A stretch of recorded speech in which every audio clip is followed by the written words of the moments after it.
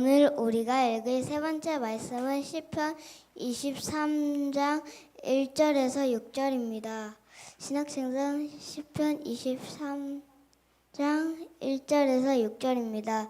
여호와는 나의 목자시니 내가 부족함이 없으리라. 그가 나를 푸른 풀밭 쉬게 하시고 잔잔한 물가로 인도하시며 내 영혼을 소생시키고 자기 이름을 위하여 나의 의로운 길로 인도하시는구나. 내가 죽음의 음산한 계곡을 걸어가도 두려워하지 않은 것은 주께서 나와 함께 하심이라. 주의 지팡이와 막대기가 나를 지키시니 내가 안심하리라. 주께서 내 원수들이 보는 가운데 나를 위해 잔치를 베푸시고 나를 귀한 손님으로 맞아 주셨으니 내 잔이 넘치는구나. 주의 선하심과 한결같은 사랑이 평생에 나를 따를 것이니 내가 여호와의 집에서 영원히 살리라. 아멘. 이는 거룩하신 하나님의 말씀입니다.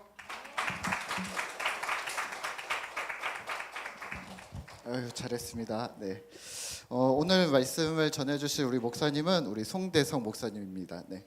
세종 원만교회 우리 목사님이시고요. 그리고 오늘 아침에 세종에서부터 열심히 달려오셨습니다. 네. 멀리서 달려오셨는데 오늘 은혜의 말씀을 전해주시기를 기대되겠죠? 네. 네. 목사님은 저랑 신학교 학부 동기이시고요. 네. 아주 성격이 불같은. 네, 그래서 불을 뿜지 않을까 조금 염려가 되지만 오늘 여러분들과 함께 은혜의 말씀 그리고 뜨거운 주의 말씀을 함께 나누면 좋을 것 같습니다. 목사님 나오실 때 박수로 맞이할까요? 네.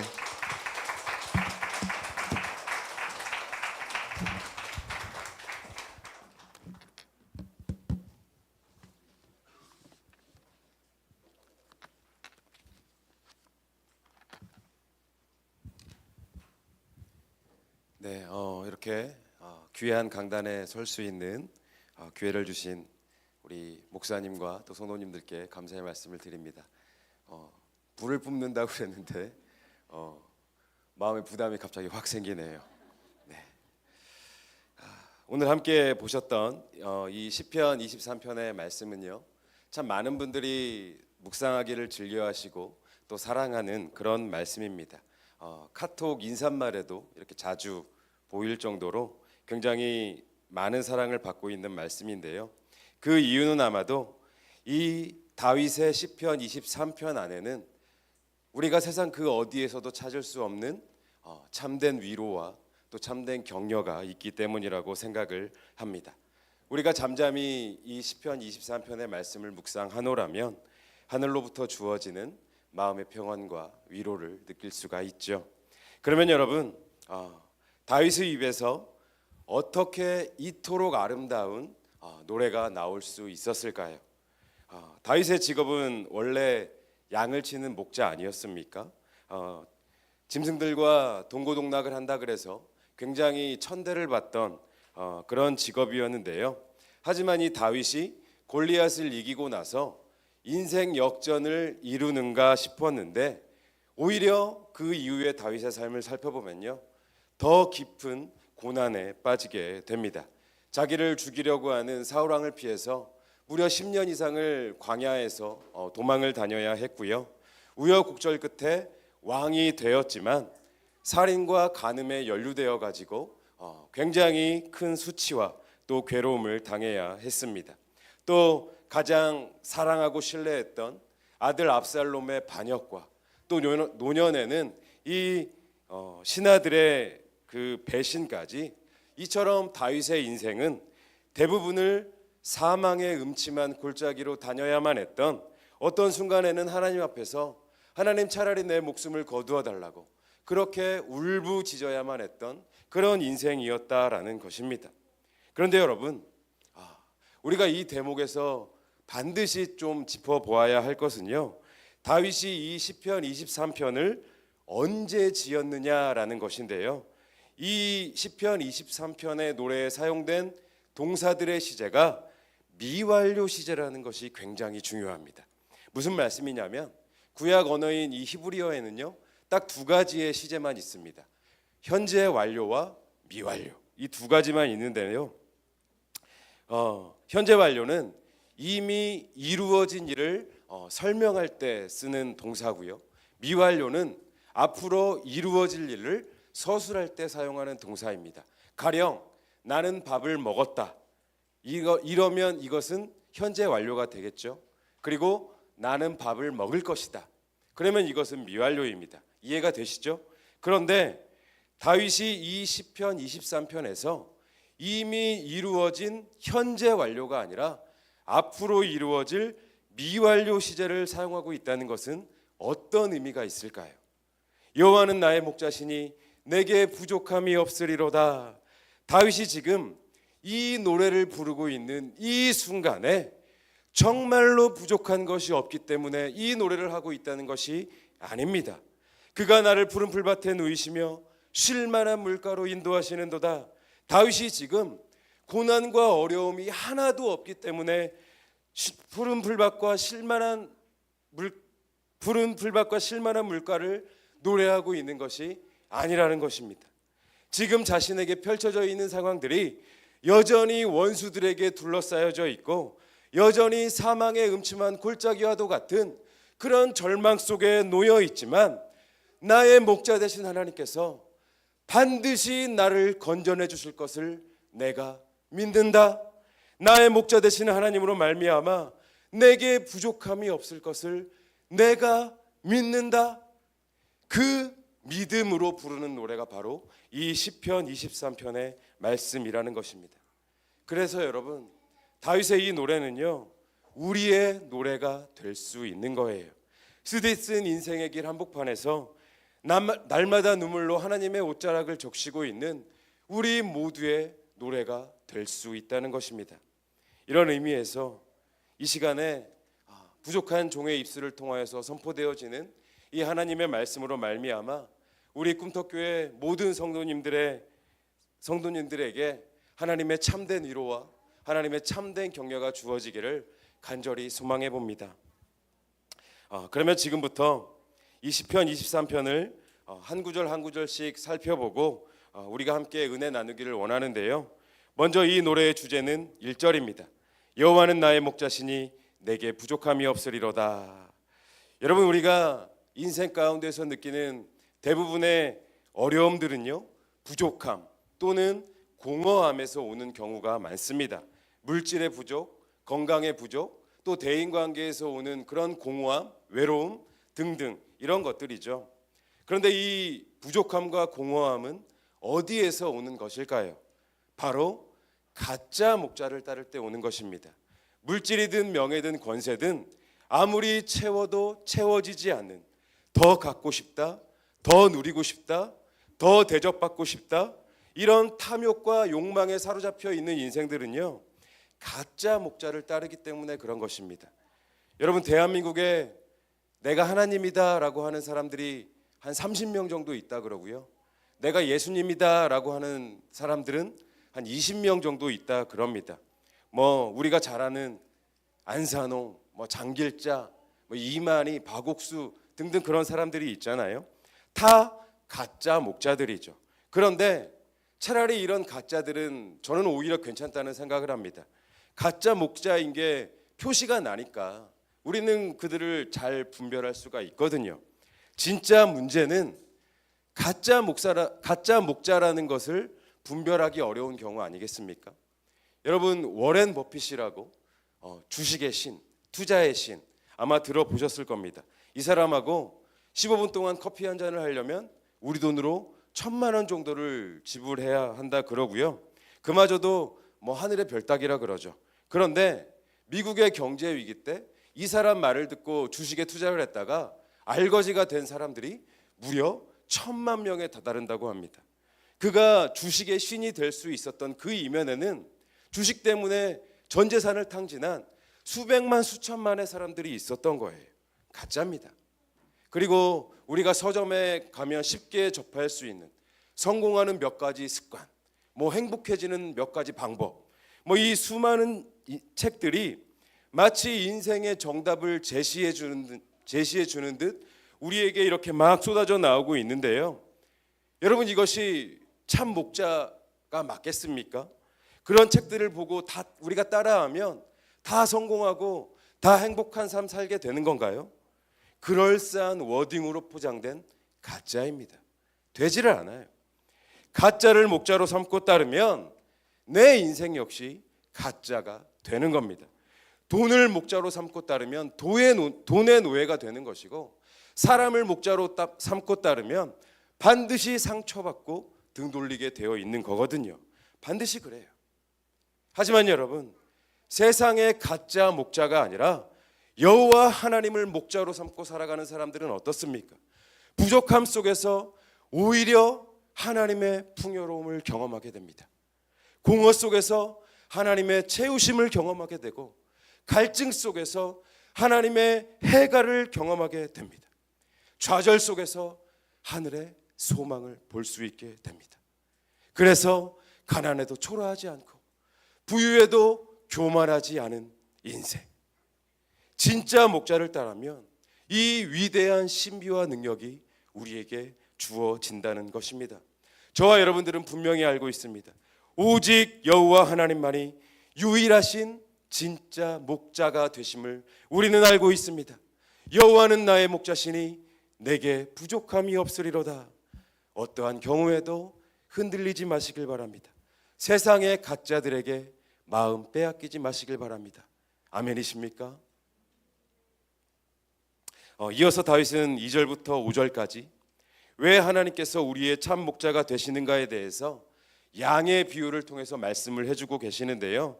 먼저는 하나님의 은혜로운 공급이 있기 때문에 참 목자가 되어주신다라고 이야기하고 있습니다. 2절 말씀에 그가 나를 푸른 풀밭에 누이시며, 이 양들은요, 배가 부르기 전에는 절대 그냥 눕지를 않고 배가 불러야만 배를 깔고 눕는 그런 습성이 있다고 합니다. 우리도 배가 고프면 잠이 잘 안 오듯이 이 양들도 배고프면 잠을 못 잔다 그래요. 그런데 그가 나를 푸른 풀밭에 누이시며, 이 말씀을 머릿속으로 그려보면요, 양들이 지금 먹을 수 있을 만큼 실컷 먹고 나서 그 배부른 포만감에 취해서 푸른 풀밭에 누워있는 그런 평화로운 모습이 그려져요. 목자 하나 제대로 잘 만나서 얼마나 팔자 좋고 행복하고 평온한 모습인지 모릅니다. 또 쉴만한 물가로 인도하신다, 그렇게 말씀하고 있는데요, 사실 이 부분은 원어적으로 쉴만한 물가보다는 잔잔한 물가라고 번역하는 것이 더 자연스럽습니다. 이 양들은요, 워낙 겁이 많은 그런 짐승들이어서 콸콸 솟아나는 그런 물이나 빠르게 흐르는 물에서는 물을 먹지 못한다 그래요. 그런데 이 이스라엘과 팔레스타인 지방은요, 지중해성 기후기 때문에 갑자기 비가 막 쏟아져서 대부분 물이 빨리빨리 이렇게 흘러간다고 그럽니다. 그러면 이 양들은 겁이 많아서 그 빠르게 흐르는 물에서 물을 먹지 못하는 거예요. 그러면 그때 이 목자가 양들을 위해서 무엇을 하냐면 큰 돌을 옮겨가지고 뚝을 만들어 주는 거예요. 왜요? 빠르게 흐르는 물이 천천히 흘러갈 수 있도록, 이 겁 많고 두려움 많은 양들이 안심하고 편안하게 물을 마실 수 있도록 그렇게 해주는 겁니다. 얼마나 세심하고 구체적으로 필요를 공급해 주는 목자입니까? 하나님께서 이와 같이 우리의 필요를 공급해 주신다는 것입니다. 그런데 우리는 왜 이 겁 많은 양 마냥 늘 불안해하고 늘 두려워하고 늘 근심과 걱정에 사로잡혀 살아가는 것일까요? 이유는 간단합니다. 목자이신 하나님의 온전한 공급하심을 우리가 제대로 믿고 있지 못하기 때문입니다.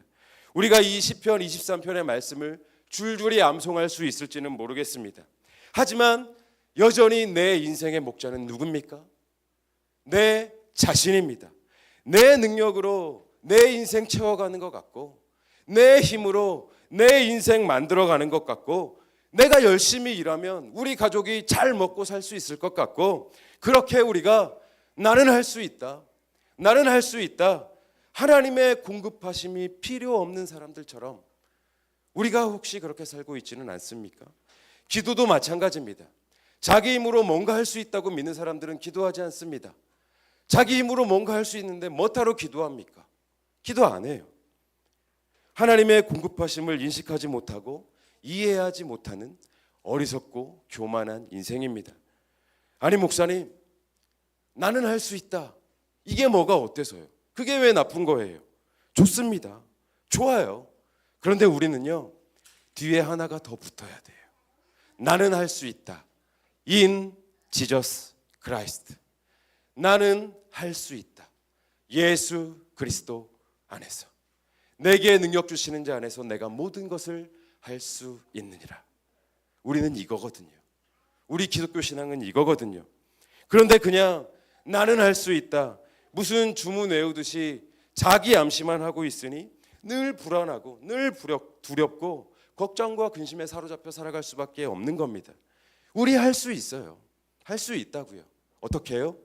예수 그리스도 안에서. 내게 능력 주시는 자 안에서. 여러분 아멘이십니까?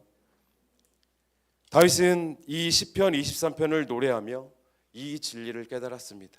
성공한 왕으로서 뭐가 부족한 것이 있었겠습니까?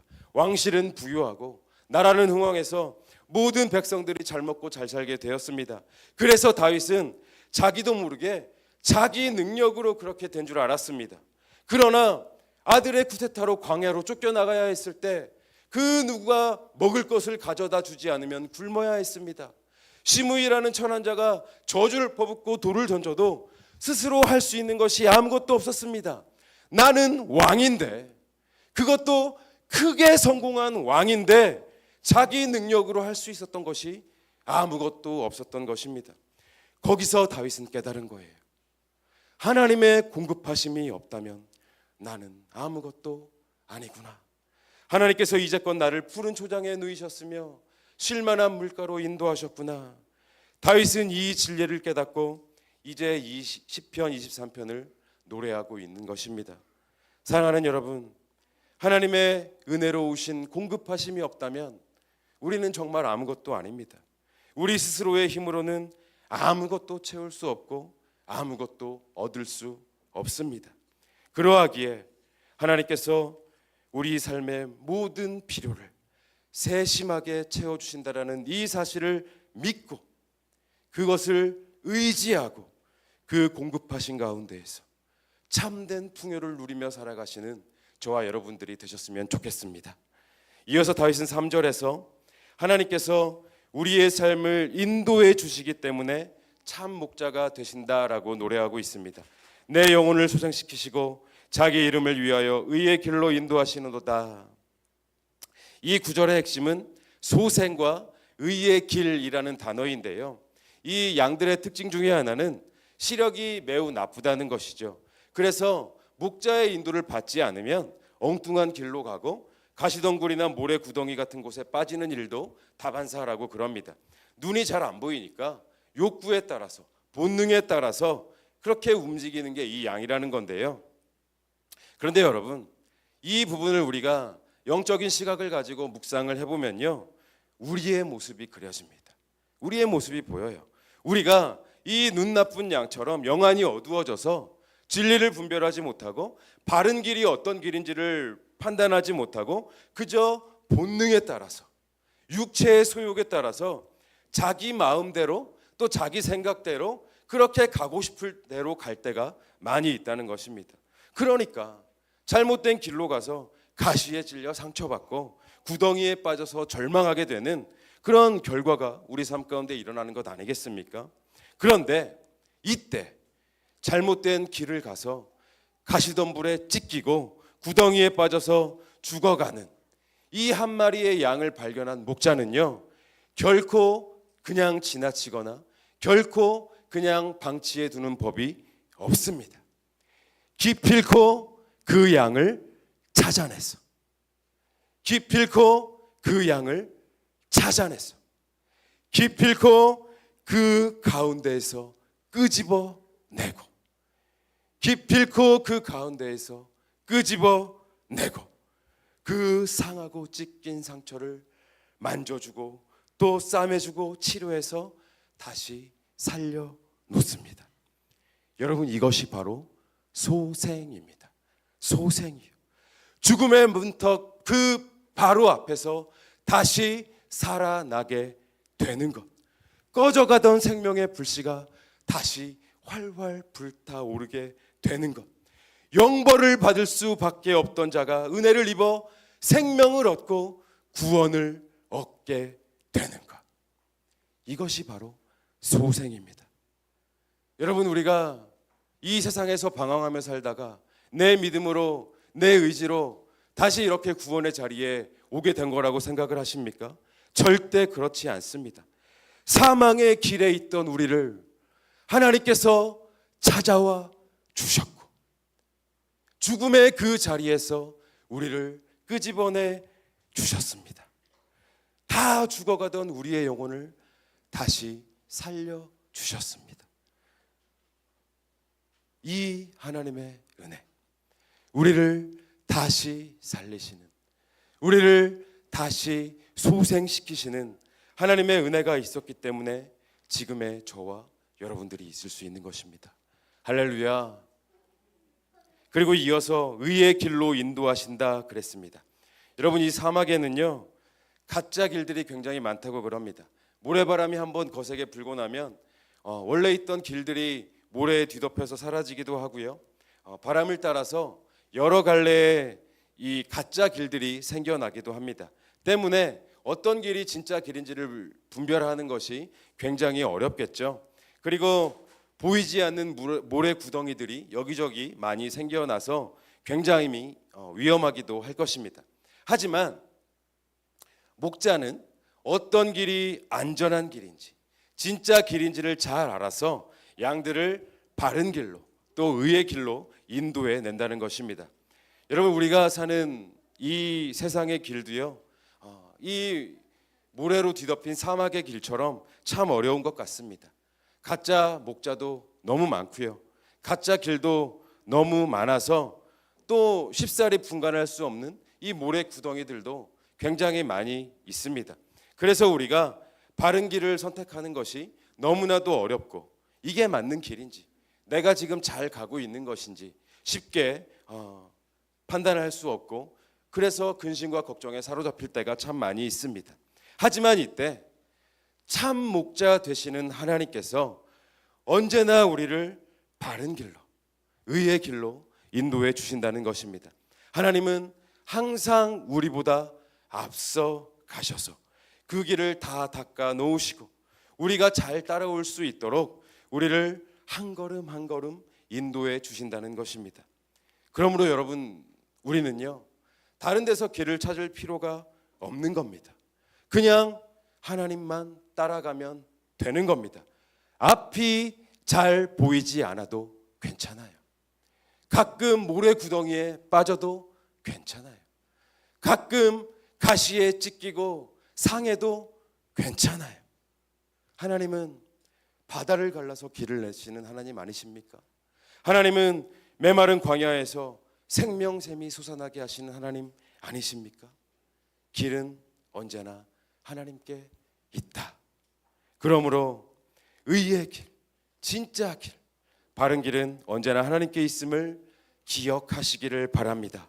그리고 하나님의 길을, 하나님의 방법을, 그 의의 길을 따라가시는 저와 성도님들이 되셨으면 좋겠습니다. 이어지는 4절에서 다윗은요, 하나님께서 우리를 보호해 주시기 때문에 참 목자가 되신다라고 노래하고 있습니다. 주의 지팡이와 막대기가 나를 안위하시나이다.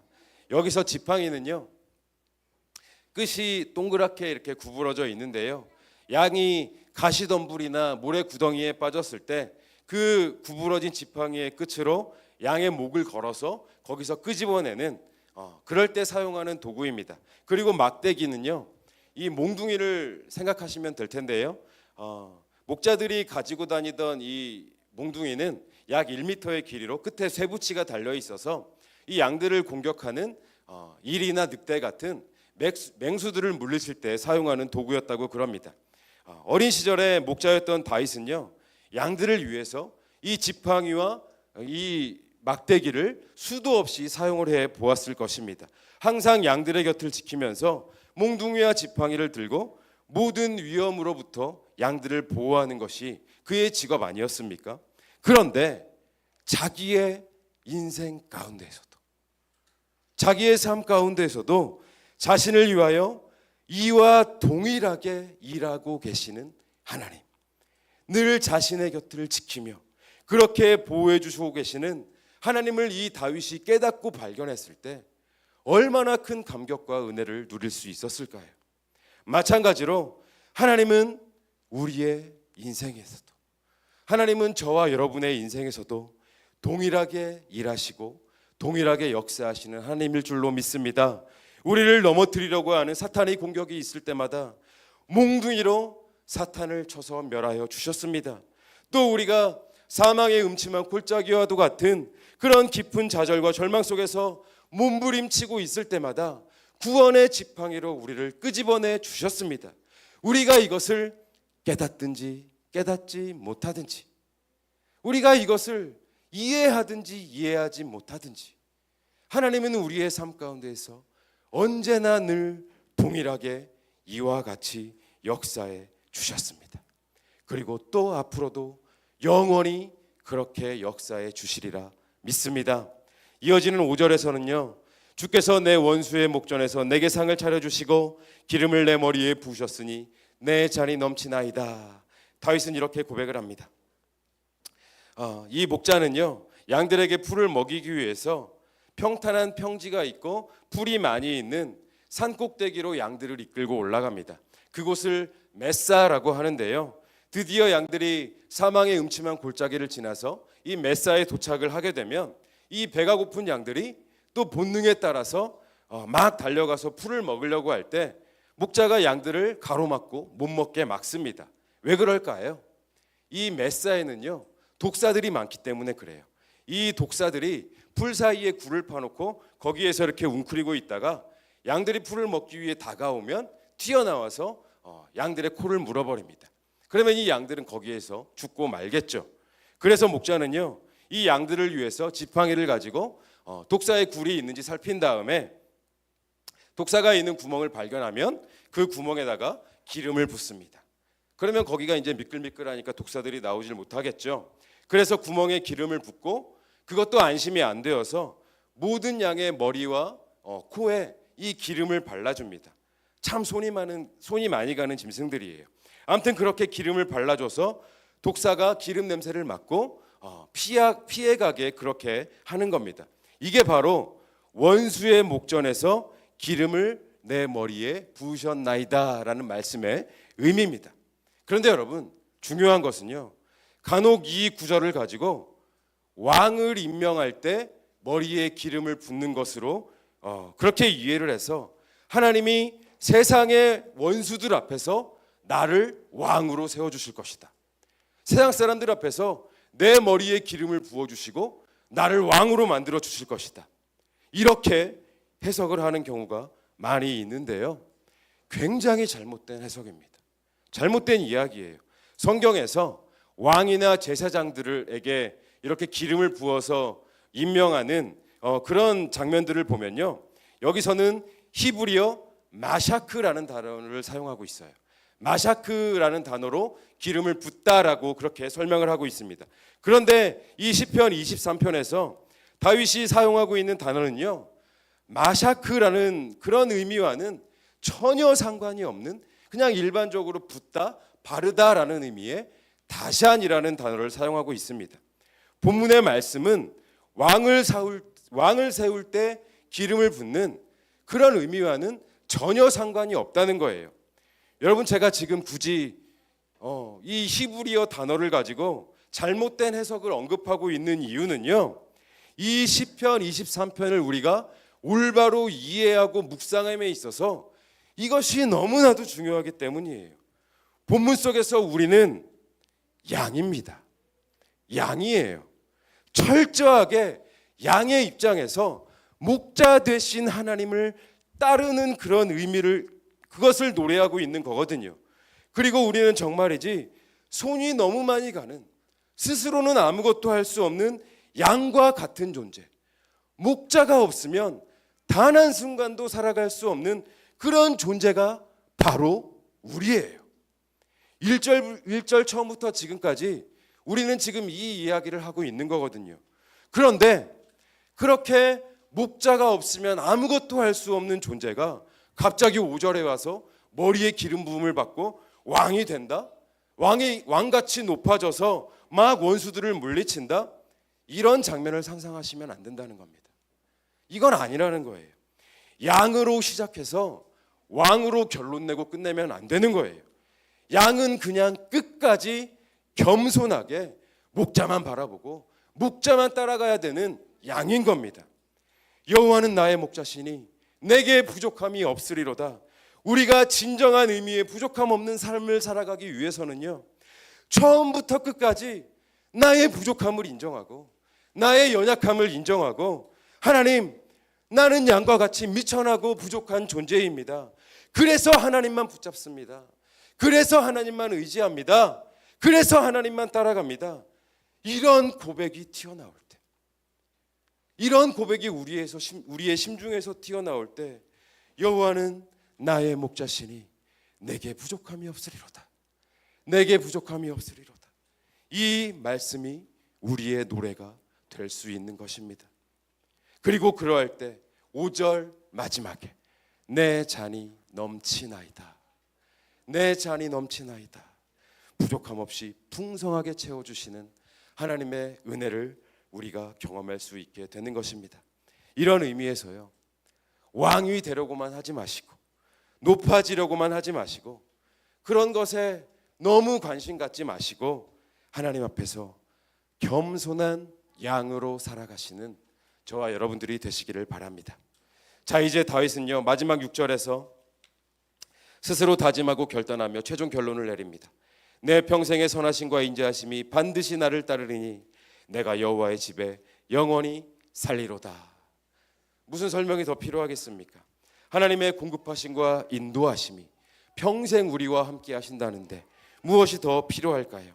그저 우리는 하나님의 집에서, 하나님의 곁에서 떨어지지 않고 딱 달라붙어 있으면 되는 겁니다.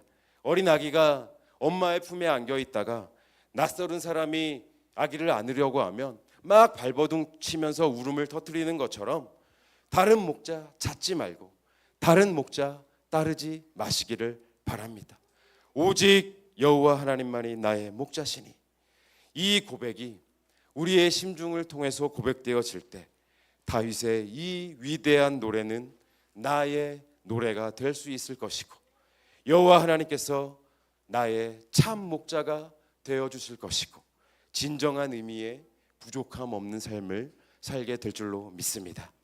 한 이야기를 소개해드리고 말씀을 마치려고 합니다. 미국에서 6살밖에 안 된 어린 소년이 백혈병에 걸려서 죽어가고 있었습니다.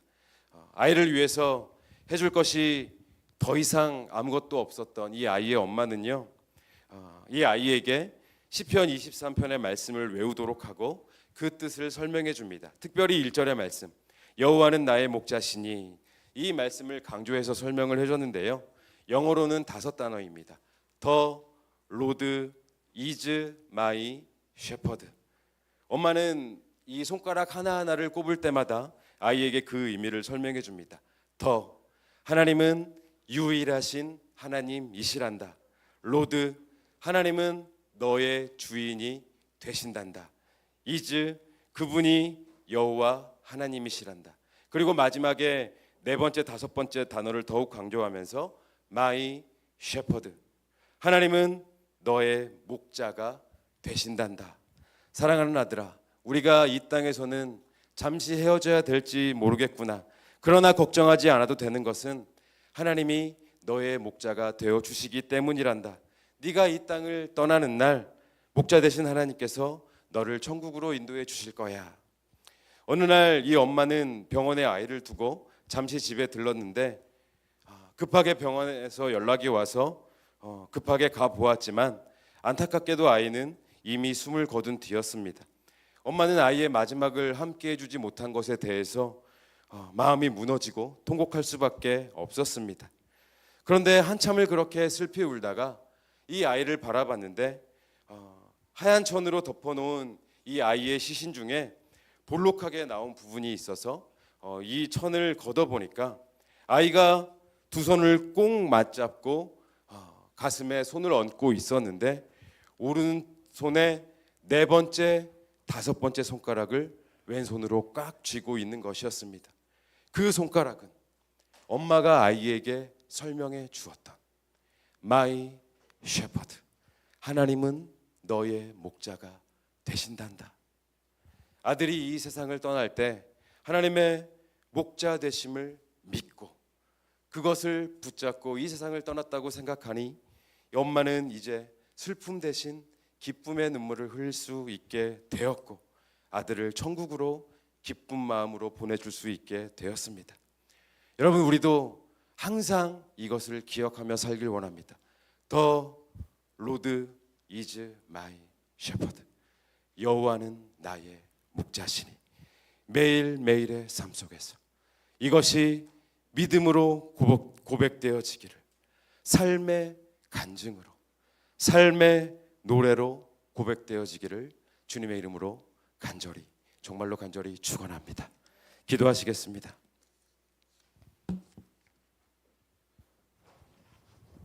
우리의 진정한 목자가 되시는 하나님 아버지, 하나님만을 유일한 목자로 삼고 살아가는 저희가 되게 하여 주시옵소서. 가짜 목자들에게 미혹되어서 부족함의 노예가 되지 않게 하여 주시고, 하나님과 사람 앞에서 교만하게 왕의 행세를 하며 살아가지 않게 도와주시고, 오직 겸손하게 하나님만을 목자로 따르며 살아가는 양으로 살게 하여 주시옵소서. 그리하여 삶의 모든 순간순간마다 기쁠 때나 슬플 때나 여호와는 나의 목자시니 내게 부족함이 없으리로다 찬송하며 노래하며 간증하며 살아가는 저희 모두의 삶이 되게 하여 주시옵소서. 예수님의 이름으로 간절히 기도드리옵나이다. 아멘.